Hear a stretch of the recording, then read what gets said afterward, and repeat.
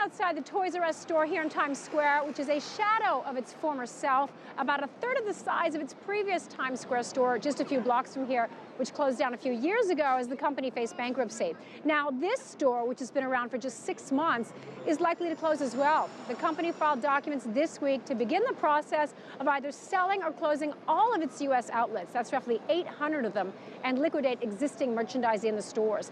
It is also seeking a sale process for its businesses in Asia and parts of Europe. So what killed the company's U.S. business? Well, the obvious answer is the rise of Amazon and other competitors like Walmart, which is currently the largest seller of toys in the U.S. Now, analysts say there's no doubt that these are both a factor, but the biggest problem was Toys R Us's debt, roughly $5 billion of it that was costing the company about $400 million a year to service. That meant the company didn't have the money to invest in its stores and improve the experience for consumers, which is seen as the only way to stay competitive against e-commerce giants like Amazon. So it was a prime example of the perils of being bought by private equity groups. Much of that debt was loaded onto the company after it was bought by private equity giant KKR, Bain Capital, and real estate firm Vornado in 2005. Its colossal debt combined with a changing retail landscape just proved too much for the company to survive here. Now, the demise of Toys R Us will have an impact on many, foremost its more than 30,000 U.S. employees. Toy makers like Mattel and Hasbro will have one less place to sell their toys, making them even more reliant on e-commerce and Walmart.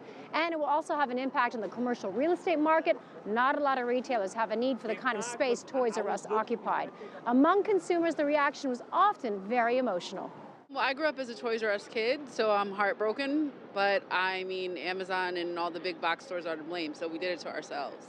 Well, I was kind of sad to see this go because I used to come here as a kid all the time. It's iconic. You don't want to lose something that's iconic. This is my childhood. It's always been, so I feel sad, I guess. Yeah, that's pretty much it. It sucks to see that it's closing, and I'm coming in today so I can share my memory with my friend.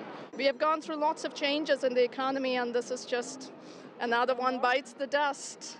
Many also took to social media to voice their sadness and feelings of nostalgia.